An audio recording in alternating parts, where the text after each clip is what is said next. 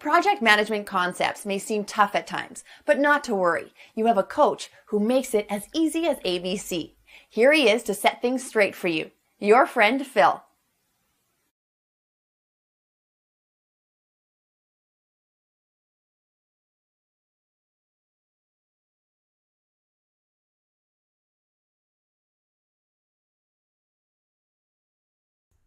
Oh, seems like I was muted. How you doing today? It's your friend Phil here. Just a quick conversation with you. The weekend is approaching, and I hope you're looking forward to cracking open those books to get some studying done.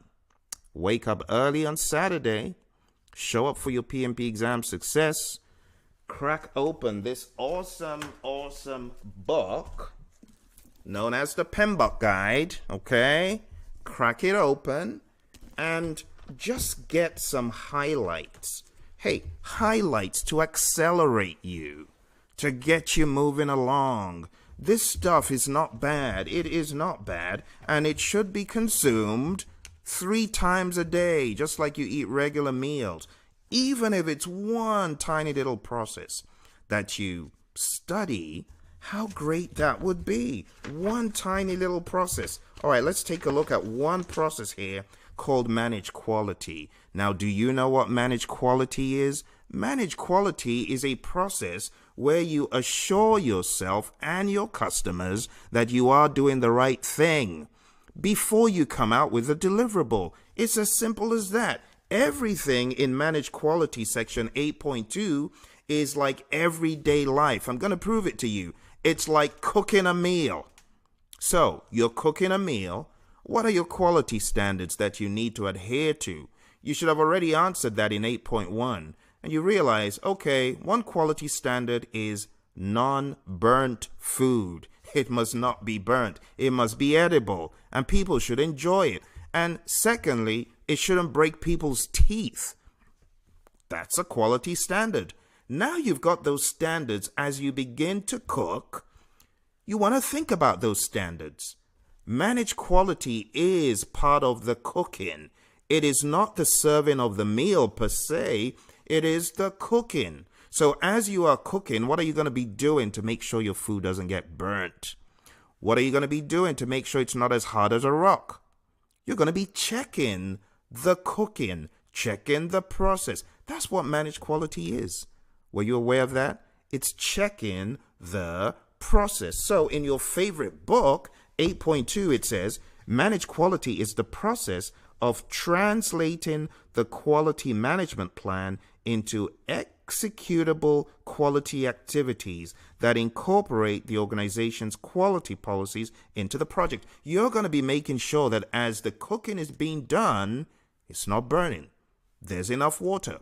Maybe there's a procedure that says every 5 minutes, check the pot. Pour more water into the pot. It's a procedure that needs to be followed. That is managed quality. It says the key benefits of this process are that it increases the probability of meeting the quality objectives. Adding more water to the mix in sensible quantities is going to assure your customers, your stakeholders, your hungry family that they are not going to end up with food burnt to cinder. That's exactly what this is telling you. And then it says, as well as identifying ineffective processes and causes of poor quality. So managed quality is that same process that if your food got burnt in the past, now you know what to do to make sure that doesn't happen and you put it into effect. Managed quality is also a scenario where you got to the end of cooking and you realize, doesn't taste right. Why doesn't it taste right? In managed quality, that's where you figure out why it doesn't taste right. So that awareness of how it tasted, too salty, that needs to go back into managed quality. The too salty report goes back to managed quality and you say, why was it too salty? Was it the Knorr cubes? Was it the salt? Was it this seasoning that seems rather innocent? Aha, that's what caused it. You see what I'm saying? Managed quality is where you figure out where you went wrong. So it's twofold. It's part of cooking the meal to make sure that it's been done right. And if in the event your meal tasted like gravel or sand, it's where you go back to say what happened, or if it was too salty, what happened, or if the texture was not right, you take these quality control measurements, you send them back into managed quality, and you say, what happened?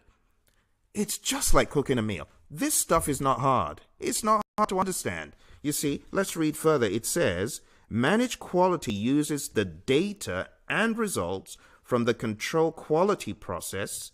And by the way, I am on page 288. So it takes the data and results from control quality to reflect the overall quality status of the project to stakeholders. This process is performed throughout the project. So you're going to take that awareness of too salty, too gravelly, tastes like rubbish. You'll take all that, you put it back into managed quality, and you try to figure out what happened. Where did it go wrong? You see, a lot of times people think that the where did it go wrong is done in control quality. No, no, no. That is not the process for the analysis of what went wrong in your deliverable. It's done in managed quality. Did you know that? But if you read in between the lines and you try to put yourself into a real world scenario, it will make a lot more sense. Trust me. Let's read. The inputs, tools, and techniques of this process are as follows. Inputs, quality management plan. It's a plan for how you're going to carry out quality. Managed quality is explained here, and control quality is explained here. And the quality standards that you're trying to adhere to, edible, nice, right amount of spice, all that, that's in your quality management plan. The next input is project documents, lessons learned register. Remember what happened in the past on that previous project where you burnt the food? You got lessons learned you need to put in here, you see? Quality control measurements, I told you, those measurements, too gravelly. What is the measurement of gravelly? Oh, it's about, on a scale of 1 to 10, 10 being the worst, it's a 9. It tastes like you got it from the street and put it on my plate. That's a quality control measurement. Now, what is the metric? Gravelly is the metric.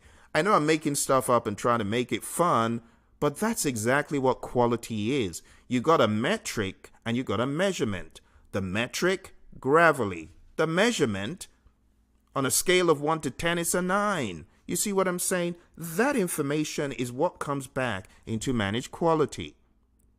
Going a step further, the last thing that is mentioned here in this bullet is risk report. Now, if you turn your page over to where this is mentioned under project documents, risk report, it states, described in section 11.2.3.2, risk report is used in the managed quality process to identify sources of overall project risk and the most important drivers for overall project risk exposure that can impact the quality objectives of the project.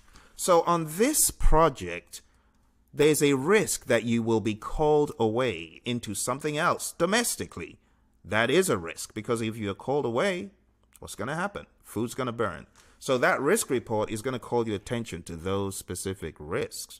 Now, if you don't know where the risk report is, right from where you get the identify risk process completed, you get your risk register and your risk report. You see? So all this stuff listed as input, it is there for a reason, and you have to understand why it's there.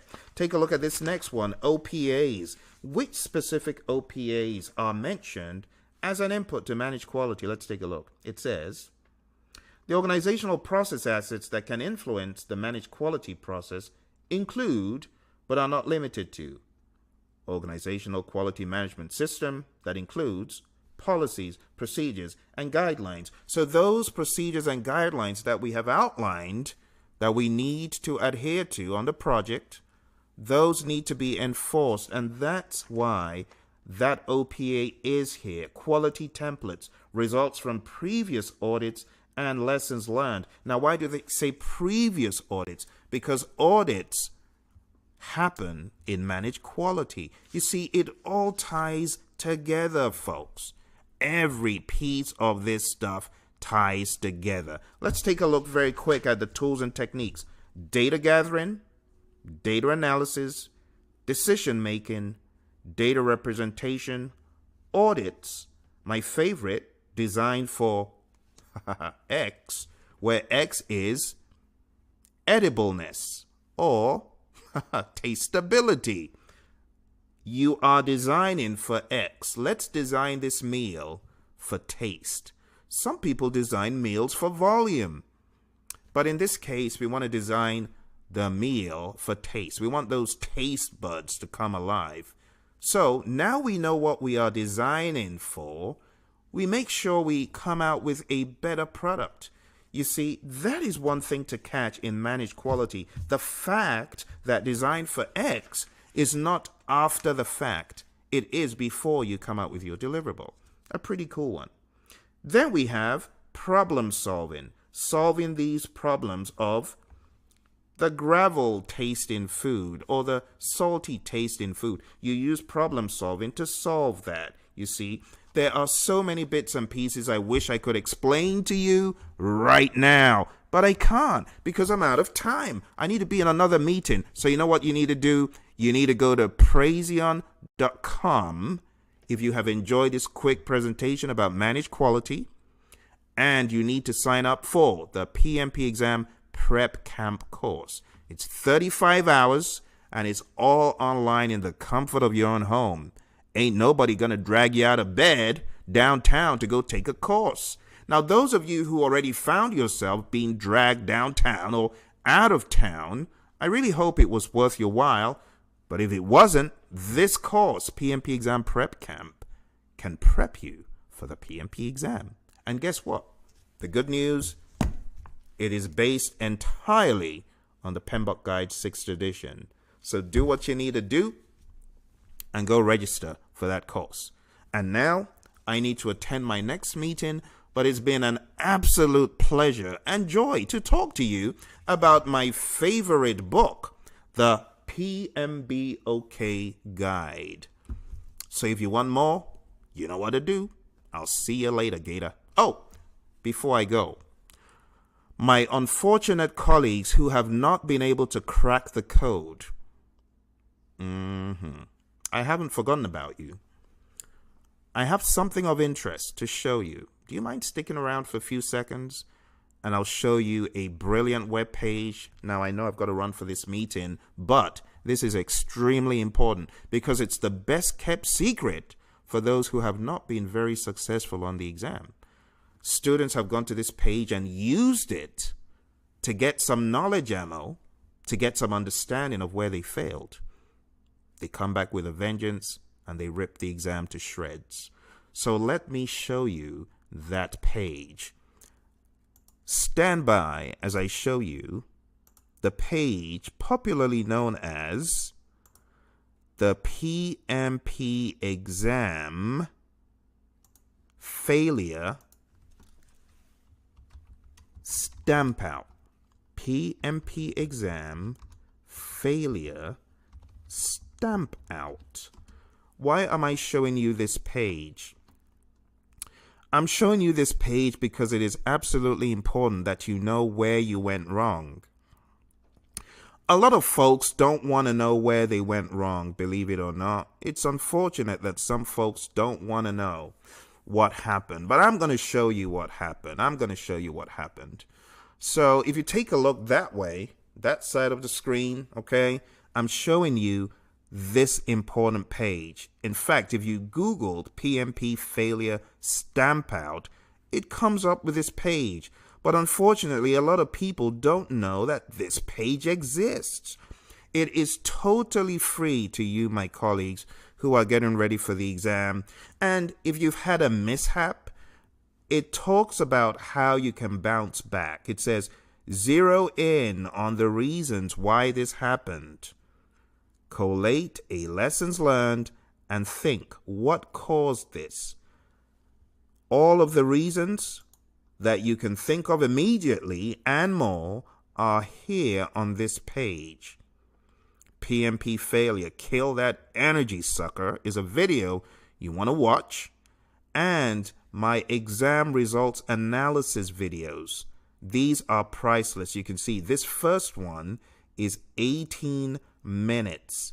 18 minutes of instruction as far as how to map back what happened on the exam to real processes. I call it task to process mapping for the PMP exam. Take a look at that. 30 minutes. That's already almost an hour.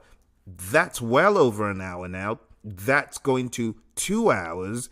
This is going to 3 hours of content free for you. Totally free. People say, Phil, I need help. This is the help that you asked for. This is the guidance that you've been asking for free. I don't even need to write any emails. It's here in detail that I cannot go into right now. It is huge. So do me a favor. Please do me a favor. First of all, I want you to hit a like on this video, okay? Hit a like, hit a subscribe, and the third thing, which I'm going to slide in here, is your friends who are struggling. Bring them on board with you. How do you do it? Don't keep this video a secret. Share this video with all of your buddies, those who have been struggling to get certified. This is help for those folks. You know what's lurking on this page, hiding in the background? Massive pot of gold. Massive. I want to give a shout out to my student Maddie for sharing the beginnings of this idea with me. It is the PMP Recovery Plan. The PMP Recovery Plan is an Excel sheet that pinpoints where you went wrong and maps it back to a process. And that stuff is talked about in the videos on this page. You see, right here, if you take a look at this page, you can see task 1 in initiating, and I hone in on the specific processes where your trouble is coming from. The red means you failed it. The yellow means you were in the middle. And the green means you passed it. But you have to have had a PMP exam report to be able to use it. You see why I told you it's for those who fail the exam? It is here to keep them on track, to put them back on track. And if that is one of your buddies or anyone in your network, you have to let them know about this. It will be unfair for you to keep this a secret. So, you need to hit like, subscribe, and put this video on social media. Copy the link, share it on social media, okay? Share it on the Twitters, on the Snapchats, on the Facebooks of this world, on the Instagrams. Let people know if they failed the exam. If they have failed the exam in the past, there is help. Massive help on this page. Massive help. You're going to have to watch the videos to know what I'm talking about. Because when you fail the exam, you don't think there's anyone to help you. Seriously, the first thing you think about is, oh my God, how am I going to bounce back from this? That's the first thing you think about. Then you think about, how am I going to face people who knew I was autistic? You ain't even thinking there's help. But there is help on this page. This page, though free, trust me, it's a power-packed page.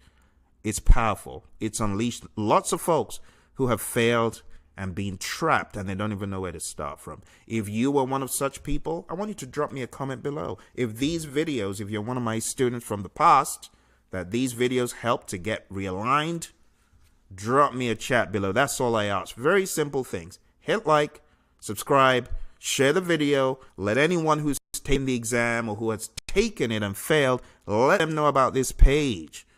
Ain't nobody helping anyone that failed the exam to this degree. I do not know of any major resource pool for people that fail the exam.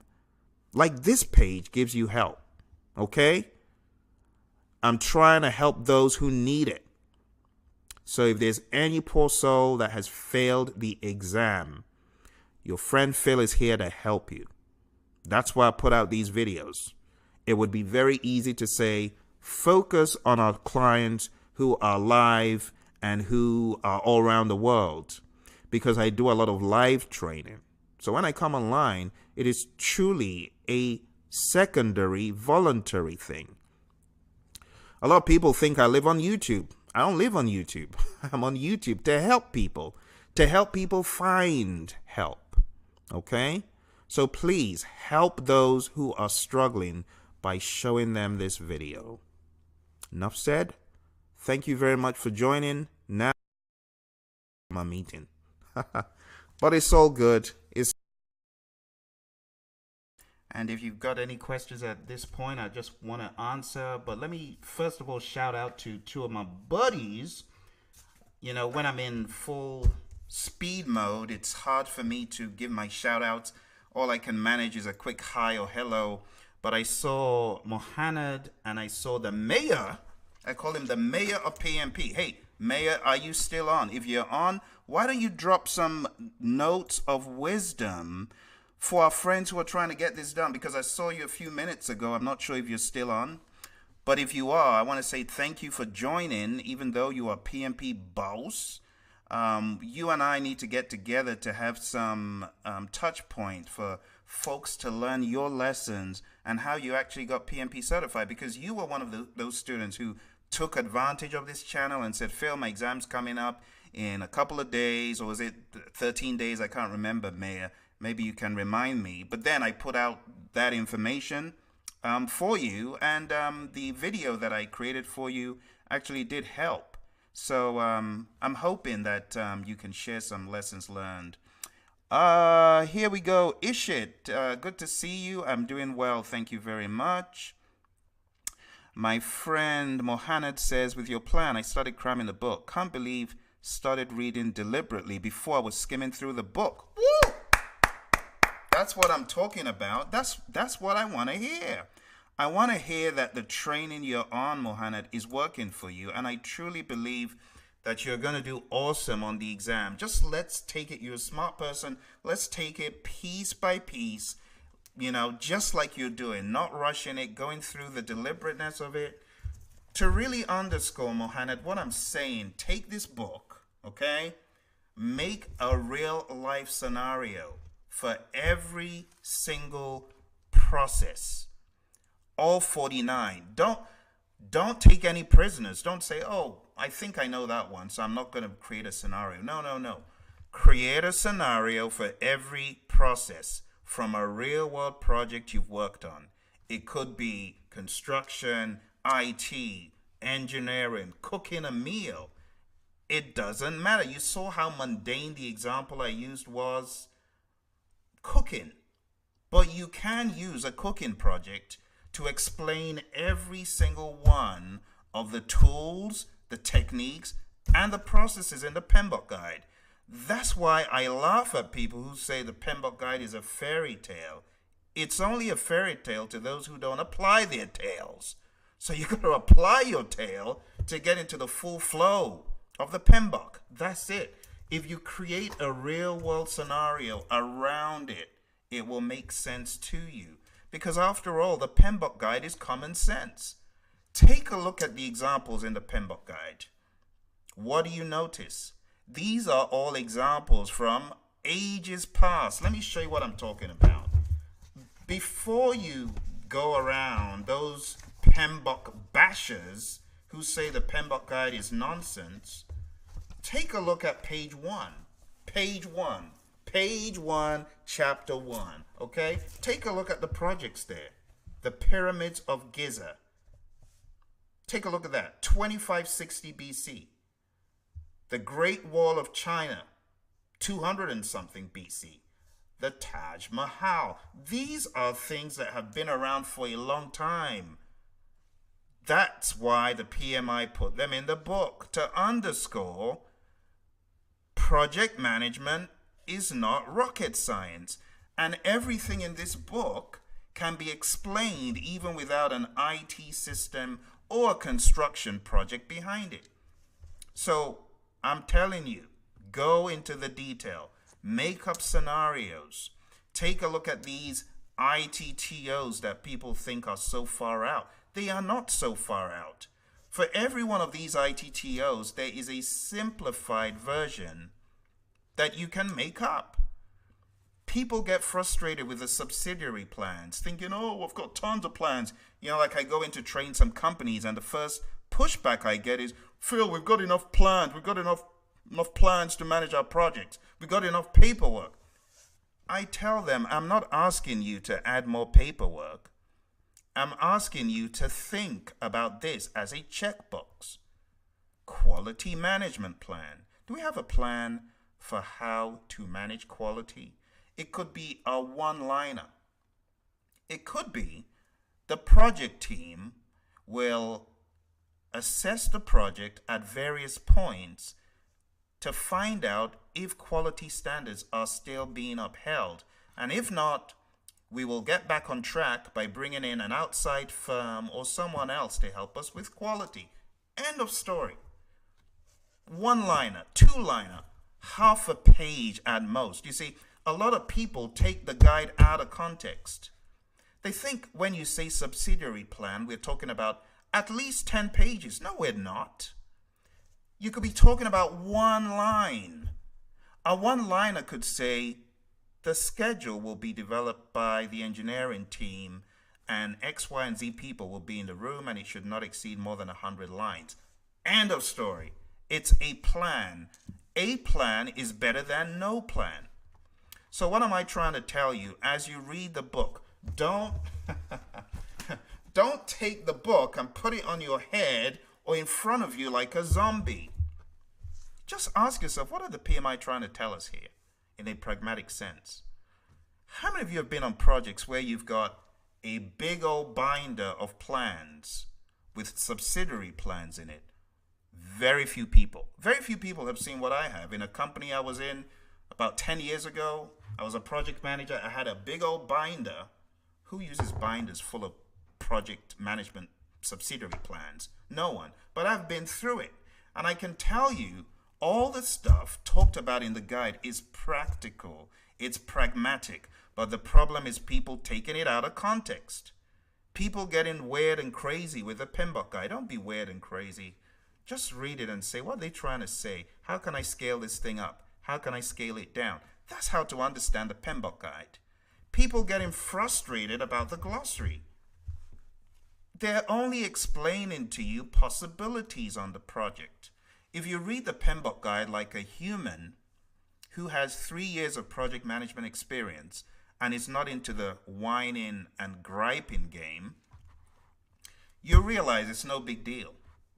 Trust me, if I could pass the PMP exam over a decade ago, you can. If anyone could pass the PMP exam in the past, like I did, without having a trainer, a coach, a mentor, and trying to unravel what on earth are they saying. Trust me, if you are subscribed to this channel and you have the open ability to ask questions, I don't see why you can't do it. And you will do it. And all my friends who've been struggling, just give it a minute, calm down, slow down, and begin to create these real-world scenarios for yourself. Take a cooking project. I challenge you. Take a cooking, just cooking a meal. I can point to every single one of those 49 in cooking a meal. Every single one. You see, if only you gave the project management professional some time and consideration, you'll be able to explain what's in this book in a very pragmatic way across any project, you see. Any project. I mean, folks from the beauty industry have consulted me to train them. It ain't rocket science, folks. It's common sense, it's paying attention, and it's staying on top of the project, just like they did way back in 2560 BC, or 205 or 206 BC, the Great Wall of China, the pyramids. It's the same. So I know you can pass the exam. If the pyramids could be built, if the Great Wall of China could be erected, you can pass the PMP exam. Seriously, okay? So that's for my friends who are studying. Mohanad, thank you for jumping on. It's a pleasure to see you here today. I didn't think you would be on this call because I know it's late where you are. It's late, isn't it? It's like 12 a.m. Thank you, Mohanad, for sharing. I really appreciate it. Thank you so much. Ishit said, thank you, Phil. Landed a PM job. Woo! With a 70% hike. Wow. Oh, you listened to my 20 hours audiobook? Fantastic. Oh, well, thank you very much. I appreciate the shout out, and I'm glad I can be an inspiration to you. Mohammed works in construction. Let's do this thing, man. What are you waiting for? Give me some scenarios. Let's begin to create scenarios from the world of construction.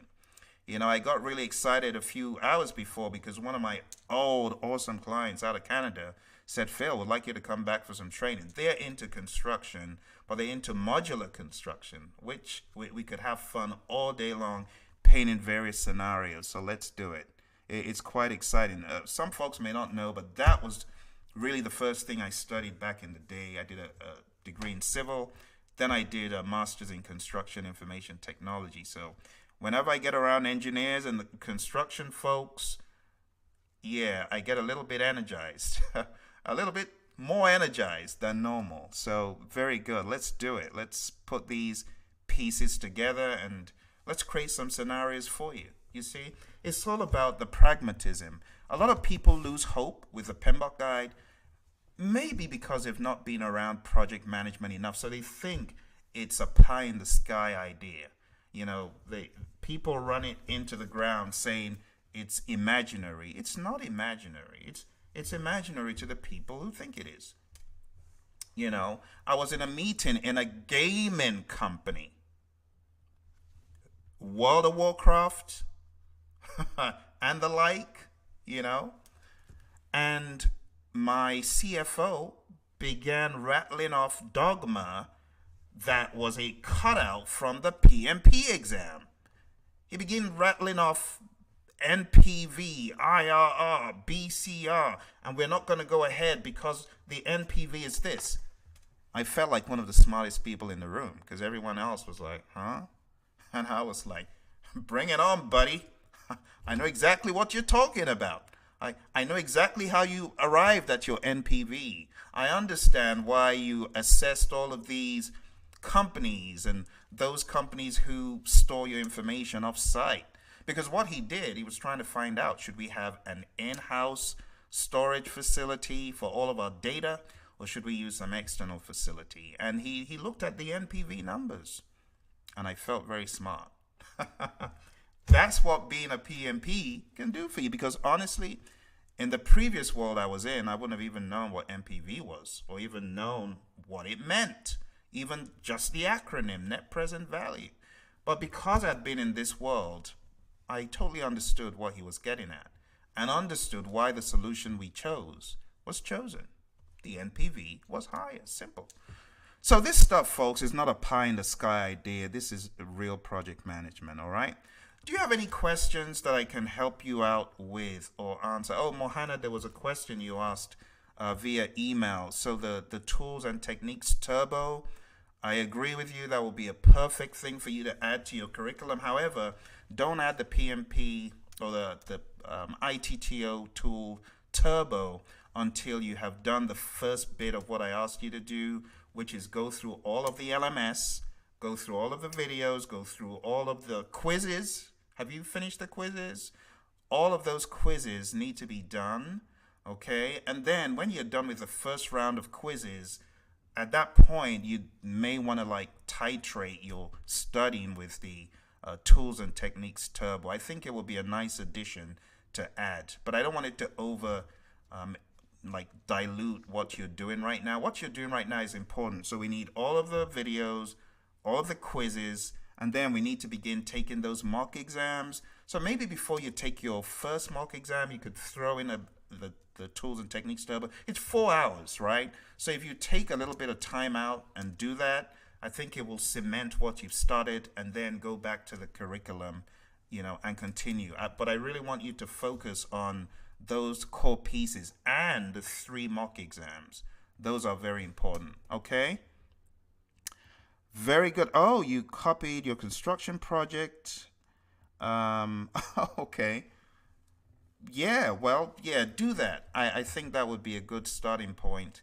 But don't leave any stone unturned in creating scenarios. And if you have any questions, you're always free to email them in, since you're on the program, and I'll be more than happy to work with you. In fact, what you're putting together may actually help other people. So depending on what you share with me, I might be pinging you to ask you if I can share that with other folks who that will help. Okay? Very good. Any other questions that I can help you out with, Pmbok Guide, Dogma, or questions? Those of you who are remote and offshore, away from the United States, I wanted you to know I have not forgotten the promise to have the test group with you guys. We're going to be having some test group. I just got under the weather a little bit and I haven't been able to be as on track as I wanted to. But the plan is for those folks in the EMEA region, Europe, Middle East, Asia, Pacific, Africa, my friends in Saudi and other places, we're meant to be having some really early touch points within the week. And it was meant to have started this week, but I just couldn't do it because I was under the weather. Next week, I'm not 100% sure, but there will be a touch point, a major touch point on the 20th. So, Mohamed, you'll get the invite because you're on the LMS. Other folks who are on YouTube, I'll make an announcement when that's going to happen if you care to join. All right? But that's it. If there are no other questions, I want to say a massive thank you to you for joining. I hope you enjoyed the presentation. I hope it made sense how you can take quality and put it into a real world context, like culinary activities, and use project management to manage a cooking project, you see. So Mohamed, what I would suggest is if you create the scenario and it makes sense to you, that's fine. Maybe you can share with me, just show me a narration of what you're thinking of. Say, I'm looking at this engineering project for repairing a dam, and these are the milestones, and this is how I am linking it to this process, one of the 49. So my dogma is get a process, link it to a real world scenario. For example, implement risk responses. Take one of your projects and then explain to me how you see implement risk responses on that process. But you don't need to send me the documents, just the narration, just the idea that you have to create this scenario. Okay? I hope that makes sense. And I look forward to hearing from you. Just shoot me emails. Emails are the best way to go. I might be behind on emails, but I always get to them eventually, whenever that is. All right, my friends. Well, I appreciate you, and I'm going to hop off this bus and get some work done and attend that meeting I talked about. Take care, and I'll speak to you very soon. Bye for now.